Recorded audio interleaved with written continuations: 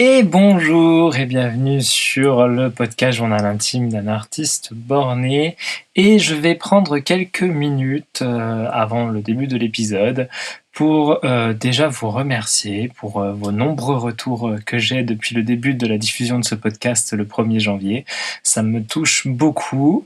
Je suis vraiment très touché de votre bienveillance vis-à-vis de ce podcast. Je vous invite aujourd'hui humblement à suivre le podcast sur Spotify, Deezer, Apple Music, YouTube, enfin en tout cas la plateforme que vous préférez, et à lui mettre une jolie note et un commentaire. Ça l'aidera à se faire référencer correctement et à peut-être promouvoir ce travail qui me tient à cœur et partager les anecdotes de tournage avec les magnifiques personnes avec qui je partage mes différentes interviews. Et j'ai une grande annonce à vous faire. À partir du 1er avril 2026 et tous les premiers de chaque mois, je vais sortir un épisode de LGQ, La Grande Quête, qui est donc une autre web-série que j'ai faite en parallèle de The Gift. Une web-série plus familiale, plus délurée, plus fantaisiste, dont je suis très fier de vous partager le résultat parce que c'est un très très bon souvenir et je suis très content de pouvoir enfin en donner une version définitive, comme j'ai pu vous donner une version définitive de The Gift en temps voulu. N'hésitez pas à vous abonner à la chaîne YouTube Les Mondes de Ted pour pouvoir être mis au courant à la sortie de chaque épisode. A priori, je sortirai un épisode par mois tous les premiers du mois. Vous avez déjà accès au premier épisode de la série, qui est sorti donc le 1er avril 2026. Je vous remercie encore pour tout le soutien que vous me donnez chaque semaine, et je vous laisse avec l'épisode de cette semaine. Et salut à toi, je suis Teddy Guyot, un auteur-réalisateur de 33 ans. Entre rêve, espoir, impatience, authenticité et quelquefois difficulté, tristesse, doute, je reviens sur mes 13 années de création avec les différents grands acteurs et techniciens qui ont marqué cette période-là. Une période d'innocence qui aujourd'hui a forgé la personne que je suis. Donc je suis ravi de partager ça avec toi et je te laisse entrer dans le journal intime d'un artiste borné.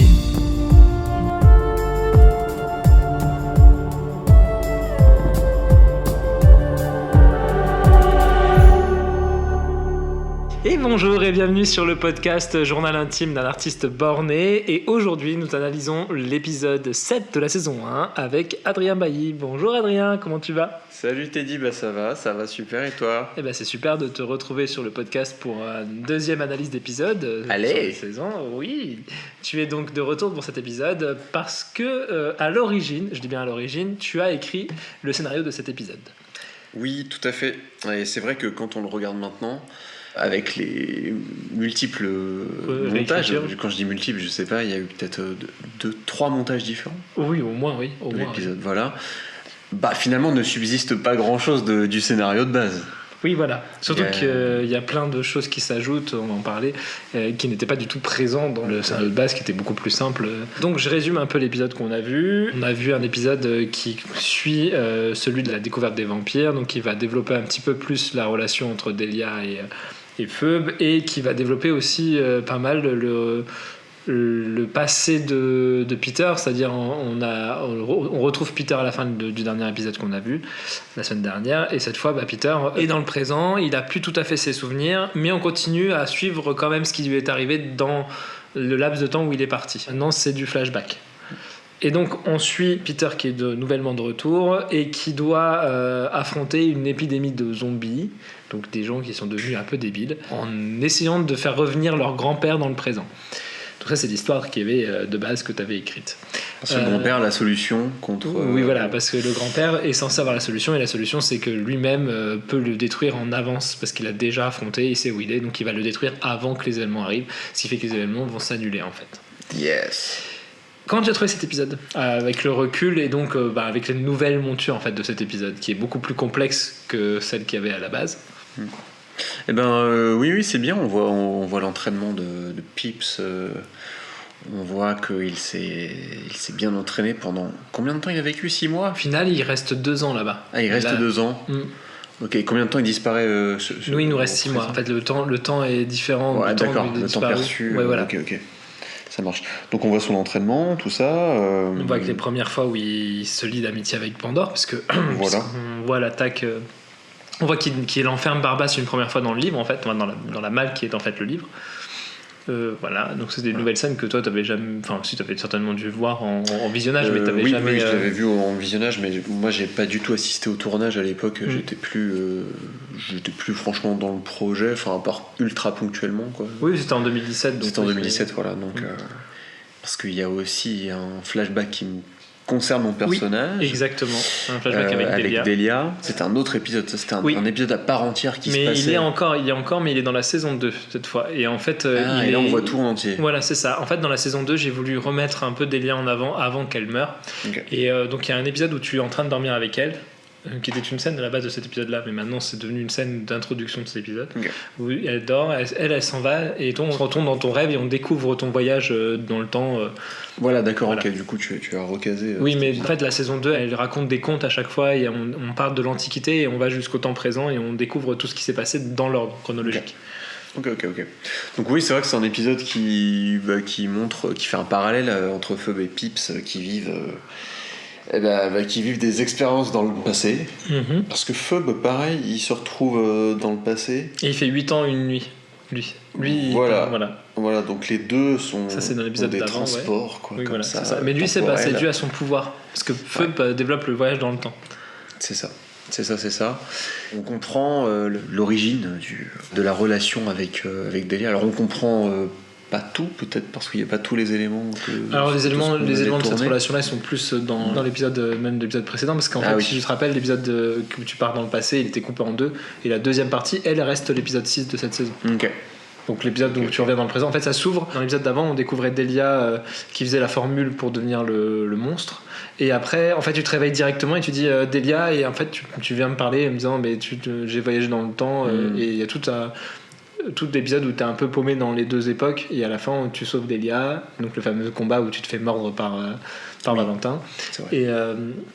Et ensuite, on est dans l'épisode suivant où là, tu apprends à composer avec la notion de vampire de Delia. Il y avait tout un truc sur la jalousie qui était développé dans cet épisode-là, parce qu'il y a Camille de l'ancienne relation qui est là, que j'ai coupé simplement parce que la scène où on les voyait interagir toutes les deux ne fonctionnait pas. Je sais pas si tu te rappelles avec les lunettes là. Parce que moi je le vaux bien, il y avait un truc comme ça. Prenais les lunettes de Camille, elle les mettait. Il y avait pas mal de sketchs que tu avais écrits qui en fait n'étaient pas mis en scène comme tu l'avais imaginé, comme tu l'avais écrit, ce qui faisait que ça donnait pas du tout le même effet, l'effet comique, et ne rebondissait pas comme tu l'avais pensé. D'ailleurs, tu peux en parler de ça, de qu'est-ce que tu avais essayé de chercher à faire dans cet épisode, parce que du coup, est-ce que tu te rappelles des thématiques que tu avais touchées? Est-ce que tu avais une direction, quelque chose comme ça? Non, j'ai pas trop de souvenirs, c'est très lointain. Oui, c'est vrai. Cette écriture. Et puis effectivement, même avant de parler des montages, de remontage, parfois même du changement de ton qu'a pris la série par rapport à ce que c'était au début. Moi, je me rappelle que quand j'avais écrit l'épisode, j'étais toujours dans l'idée de la parodie, quoi, du gag, avant tout. Et puis même donc le projet étant à chaque fois d'amener un nouveau réalisateur, en tout cas dans la saison 1. Oui, c'était ça. Un nouveau réalisateur, un nouvel auteur, etc. Et de faire coexister tous ces points de vue ensemble pour donner l'épisode, avec aussi la contrainte de garder une vraie cohérence d'ensemble. Ça fait que très très rapidement, moi je ne reconnaissais plus vraiment mon intention à l'écriture, et c'était pas grave, j'ai tout à fait lâché prise là-dessus, quoi. Mais c'est vrai que moi j'ai une sensation de pas du tout avoir écrit cet épisode au final, quoi. J'ai l'impression que j'ai lancé ce script, mais après oui, comme je l'avais dit quand on s'était parlé sur le débrief général de la série, quand j'écris, je le visualise d'une façon assez théâtrale, je l'oralise, je vois ça, je peux pas empêcher de voir la scène d'une façon rythmique, avec les pauses après les répliques, etc. Et c'est vrai que tout de suite, au cinéma, on coupe, et le monteur a sa propre vision du rythme. Et je trouve que forcément tu perds un peu l'essence de ce que tu as voulu faire quand tu te concentres avant tout sur une écriture rythmique. Mais voilà, encore une fois, ça doit être ma déformation liée au théâtre, quoi, je pense aussi. Avec le recul, tu crois que j'aurais dû te confier la réalisation de cet épisode? Non. Non, déjà, ça ne m'aurait pas vraiment intéressé. T'aurais pas été non, j'aurais pas été tenté. Je pense que j'aurais pas. Encore maintenant, je veux dire, l'objet filmique. Alors j'aime le cinéma, hein, mais ça m'intéresse pas forcément de travailler dans ce domaine en tout cas. Voilà, je suis pas attiré par ça. Je préfère vraiment monter sur scène, sensation théâtrale. Et les mêmes choses en termes de mise en scène, je ne sais pas faire, quoi. Voilà, tout simplement, et ça m'intéresse assez peu. Ok. En fait, t'as pas de frustration vis-à-vis de l'écriture et vis-à-vis de ce que t'avais imaginé, parce que finalement, toi, t'es très détaché. On en a parlé un petit peu avec William, parce qu'avec William, à l'inverse, on a des visions assez tranchées, et le fait qu'il réalise un épisode que j'ai écrit, ça a créé des tensions entre nous. Je sais pas si tu te rappelles, entre les deux, toi d'ailleurs. Oui, c'est vrai qu'il y a eu quelques tensions à l'époque, hein, on était jeunes. Hein. Oui, mais c'est évident, t'as accroché à quelque chose, et puis en fait, cette distance que t'as réussi à prendre sur ton scénario, moi je l'ai absolument pas prise sur le moment, et je reconnais, hein, c'était un peu idiot, parce que finalement ta réaction est la plus logique dans un projet comme ça. Si tu laisses les réalisations à quelqu'un d'autre, c'est à lui de prendre. D'accepter que effectivement, que ça ressemble les idées de départ, etc. Voilà, soit pas exactement ce que tu avais imaginé, ouais. Là, c'est un bon exemple de maturité finalement, ce que tu nous proposes. Malgré le fait que tu dis qu'on était très jeunes, finalement, tu avais quand même une certaine maturité, un recul par rapport à ça. Tu n'as pas été agacé de voir qu'ils mettaient en scène d'une manière complètement différente. Non, c'est clair. Non, mais c'est vrai que j'ai pas forcément cette. Oui, j'ai toujours eu quand même une vraie. Un vrai respect en quelque sorte des places dont chacun des participants sur un tournage, quoi. Et en ce sens, du coup, j'écris le truc, ma foi, je le donne au réalisateur et il en fait un peu ce qu'il veut. C'est pas.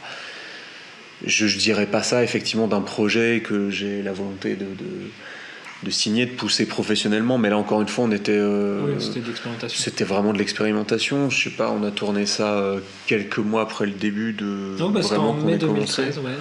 On était en 2e année de licence. Oui, c'était vraiment... Donc moi, si tu veux, j'étais déjà super content de m'essayer à l'exercice de l'écriture. Ma foi, que ça ne se réalise pas après à l'écran. Oui, t'étais pas attaché. Moi, j'avais déjà réalisé mon exercice quelque part, tu vois. D'écriture, et c'était une époque où j'étais très dans l'expérimentation à l'écrit, et du coup tout prétexte pour expérimenter l'écriture était bon, et déjà j'étais content, déjà j'étais satisfait de ça. Donc non, aucun souci de... Peut-être sur le coup, au tout début, je me suis dit ouais, puis j'ai vite lâché quoi, par rapport à ce qu'avait proposé Victor.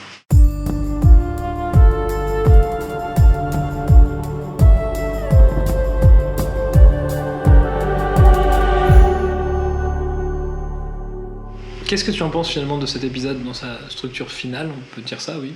Ouais. Après, c'est très morcelé. Hein. Encore une fois, on est sur beaucoup de flashbacks. Au final, l'intrigue des zombies prend pas tant de place que ça. Non, on en a les très. Finalement, oui, c'est presque. Alors qu'à la base, c'était le propos principal. Et je trouve que finalement, ce démon, il fait pas si peur que ça avec cette invasion de zombies, des zombies qu'on voit pas tant que ça. On voit plus des rues désertes que. Mais je pense que c'est parce que elles étaient peut-être pas si convaincantes, les images qu'on avait filmées à l'époque. Voilà, on avait un petit souci en termes de nombre, en fait, tout simplement. Pour créer l'impression d'une invasion zombie, t'as deux choix. Soit tu filmes une horde avec un vrai truc oppressant et tout, soit tu filmes le vide, soit tu filmes l'absence d'être humain. Et c'est vrai que oui, à l'époque, encore une fois, avec toujours la même histoire du manque de moyens, du manque de temps, de structure du coup du projet, etc. On voit dans l'épisode qu'il y a du recyclage de zombies. On voit des zombies sur plusieurs plans. Et si vous êtes bien attentif, vous voyez que c'est parfois les mêmes personnes. Et d'ailleurs, je me rappelle très bien que c'était un peu compliqué à jouer, de jouer la horde qui fond sur nous, alors que dans les faits, je pense que les humains étaient en supériorité numérique. En fait, ce qui est compliqué, c'est que Victor avait décidé quand même d'avoir des cadrages très larges. Or, dans ce genre de choses, il vaut mieux pas avoir de cadrage super large. C'est ça. Parce que quand tu resserres les cadrages, tout de suite tu peux créer de l'oppression facilement. Voilà. Alors que là, il y a certains plans où en fait on voit clairement des issues en fait. Tu dis barre-toi mec. En fait, juste regarde là, juste derrière toi il y a un boulevard. Mais après, c'était aussi une première réalisation de Victor. Donc, bien sûr, et c'est ça qui est intéressant, effectivement. Donc, retenez le conseil de Teddy si vous voulez. C'est filmé serré, filmé finalement dans des endroits exigus. Clos, en tout cas, ouais. Il y a un endroit où ça fonctionnerait mieux, je trouve, c'est quand ils sont dans la ruelle, là, tu sais, le grand-père et Pips qui s'arrêtent, et puis il y a un mec, puis après il y en a plusieurs. Alors, oui, tout à fait, là, ça fonctionne parce qu'il y a l'impasse, quoi. C'est ça, il y a une impasse, et il y a l'idée que il y a un obstacle. Mais après, on les voit pas, on sait pas comment ils font pour passer d'ailleurs, parce que j'ai coupé le passage où ils passent. Oui. Donc, un autre truc étrange que j'aimerais évoquer quand même, c'est ce n'est pas moi qui double le grand-père, j'ai voulu tester une autre voix sur. J'ai été perturbé tout le long de l'épisode, effectivement. je connais ta voix, et là. C'était étonnant. Pourtant, ça te perturbe pas sur Delia, alors que c'est pas du tout la voix d'Adélaïde. Alors, c'est vrai que c'est pas la voix d'Adélaïde, mais je ne sais pas, il y a une parenté un peu plus proche. Au niveau de la prosodie, en tout cas, je trouve que ça fonctionne pas mal. Oui, Elise avait un travail énorme pour justement se rapprocher. Eh bien, bravo Elise, c'est ça. Elise. Je ne la connais pas personnellement, mais en tout cas, bravo. Oui, je trouve qu'elle s'est rapprochée de l'émotion que voulait. Elle s'est vraiment attachée au personnage. Ce doublage, tu vois, à certains moments, je l'ai oublié, moi, que c'était pas véritablement la voix d'Adé. Oui, on arrive à parce que je pense que alors que je connais très bien la voix d'Adé, quoi.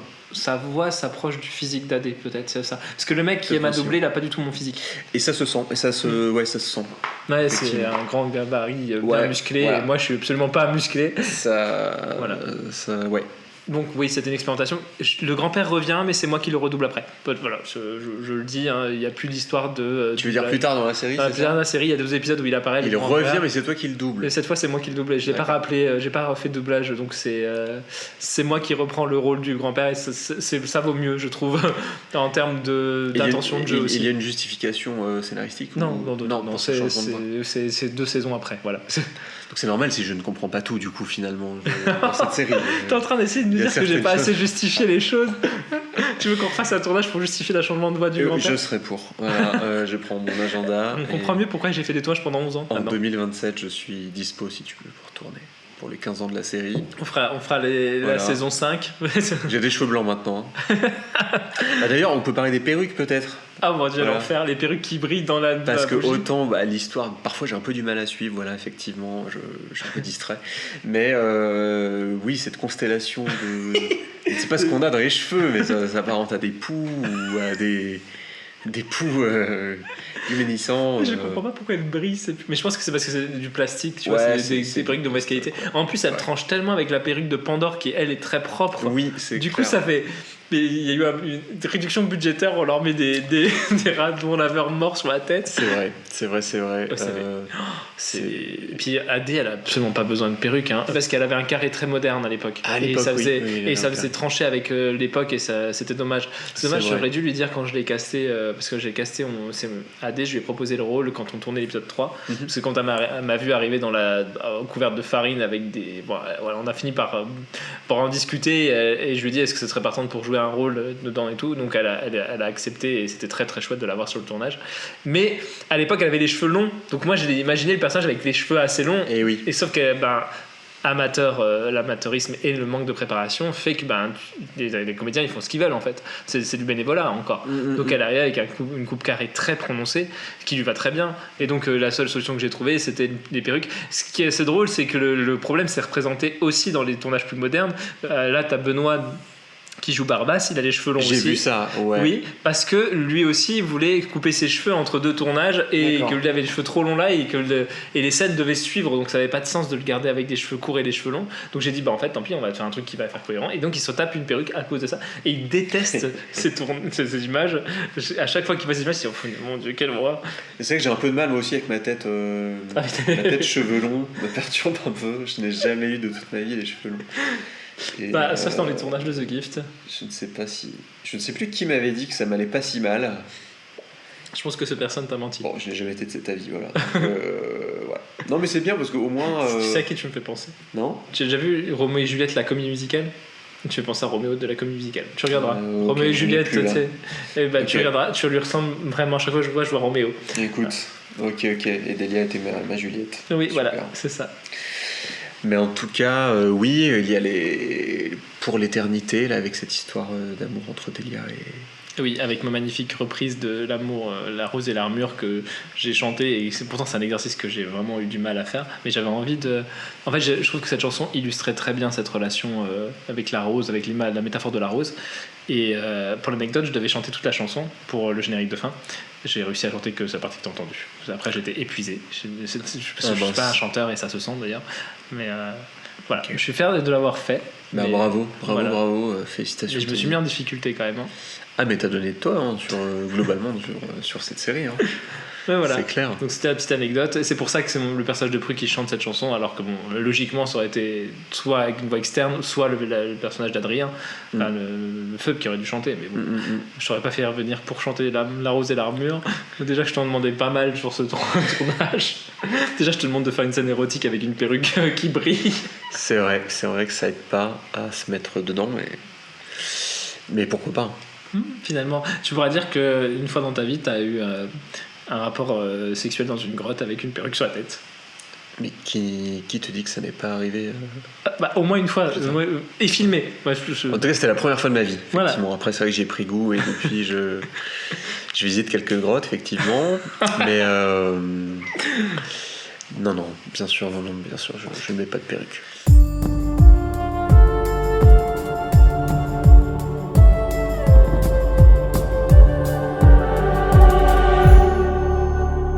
Après l'histoire globale de Peter, moi à chaque fois que je revois les images de Pandore, je me dis quand même il y avait une propreté dans ces images qui est là. Ouais, c'est clair. On voit qu'il y a de la maîtrise, qu'il n'y a pas du tout avec les zombies. Malheureusement, il manquait une équipe technique avec les zombies.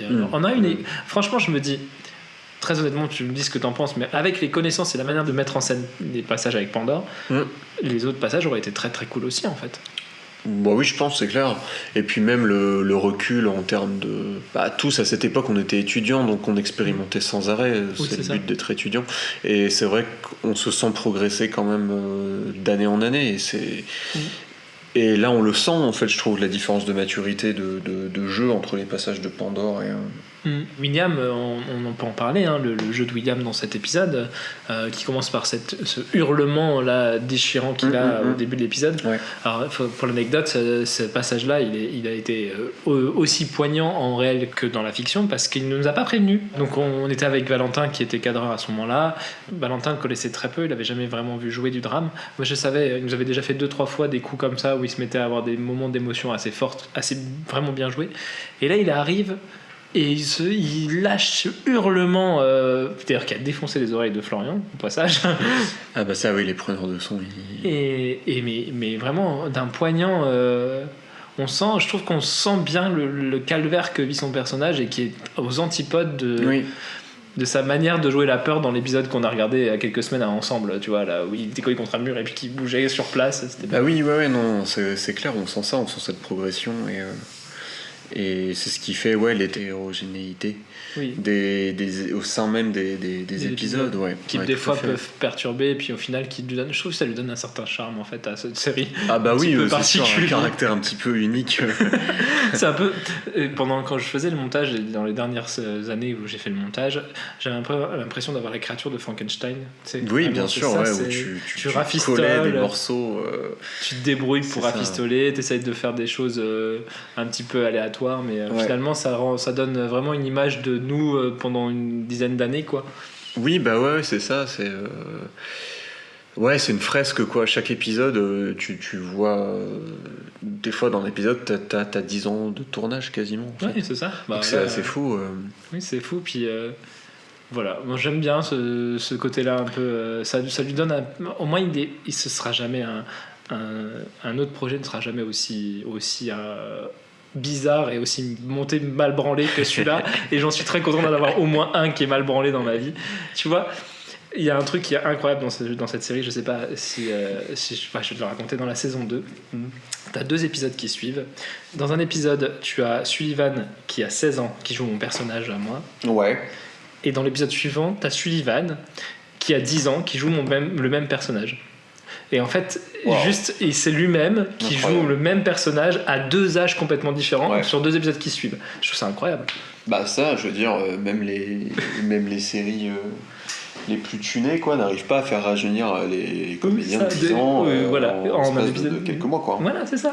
Ça pour le coup c'est vrai que c'est ouf. Ouais, c'est incroyable, hein. Je dis putain, des apparitions mais comme pour ça. le coup t'as vraiment de la chance d'avoir deux frères oui, qui aiment faire ça, qui s'investissent. Et puis qui vous ressemblez quand même la fratrie. Oui, de toute façon Sullivan il me ressemble beaucoup, oui. Et donc ça le fait ces flashbacks. Ouais, je suis assez heureux d'avoir... Enfant, ado, ouais, ça le fait carrément. Et pour en revenir à cet épisode, je l'ai rebaptisé Pour l'éternité. J'ai l'impression que je l'ai dit 1 milliard de fois dans cette série, Pour l'éternité. Oui, mais c'était un peu ta manière de dire je t'aime dans cette série. C'était un peu la signature de mon... Oui, c'est vrai. T'aurais pu penser à ça quand on t'a fait l'interview de la phrase que t'aurais pu dire de cette... non, t'as préféré kickboxing à la fac. Eh ben oui, voilà, c'est... Oui. Finalement, tout l'aspect romantique est passé à côté, alors que son personnage, il est d'un romantisme presque... Niais. Oui, ouais, c'est du romantisme à la Roméo et Juliette. Vraiment. Ah bah ouais, non, je m'agaçais beaucoup sur les tournages. Hein. je m'auto-agaçais quoi. Mais après... Mon personnage m'agaçait. Moi, les passages qui me marquent le plus de ton personnage, que j'aime vraiment le plus, c'est les passages humoristiques, et notamment les passages où tu es starlet de télé. T'as tout ce qui est en rapport avec la télé, je trouve que c'était très très drôle. Le passage où on est dans les enfers, je sais pas si tu te rappelles, et tu dis ma vie de star me manque. Cette réplique est incroyable, elle te va tellement bien. Je ne m'en rappelle plus. Mais on est dans un... Tu te rappelles, on a tourné dans une espèce d'endroit qui ressemblait à un donjon, où on était possédé par la source avec Emma, on était avec Paige. Ah oui. Et puis au début de cette truc, on se fait attaquer par un dragon et on se jette sur un côté et on dit là, oh mon dieu, et elle dit putain de dragon, je me le fais. C'était un sacré lieu de tournage, ça d'ailleurs. Oui. Il m'avait fait un petit peu peur ce lieu. Et ouais, mais moi j'ai trouvé que c'est toujours ce côté humoristique de ce personnage, on l'aime ce personnage.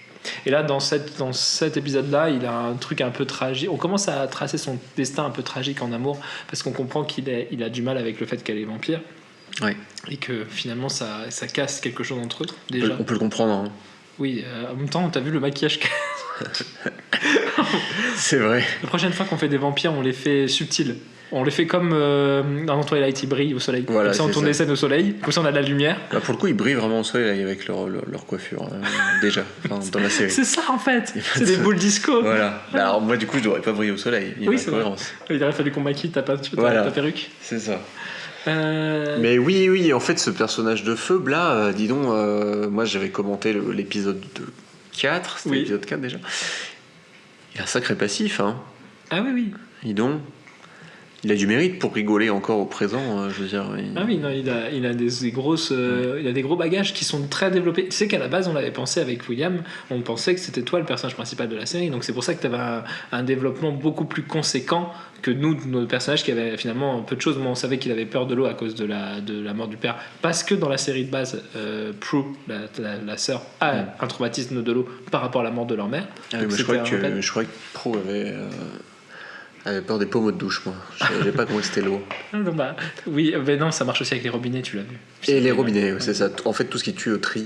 Oui, voilà. Globalement, il ferait ce personnage. C'est une phobie très difficile à gérer au quotidien. Ouais, je pense qu'il y a un problème d'intestin et ça ressort. Quelque chose comme ça. Et donc, ton personnage avait le lore le plus développé et c'est pour ça aussi que il a un passé lourd, mais c'est encore un tips d'écriture pour les personnes qui nous suivent et qui veulent faire des projets, que ce soit... Alors, moi, j'encouragerais toujours des projets artistiques, même si c'est un conseil que j'ai pas suivi. C'est mieux de voir des choses plus courtes, dans un court délai.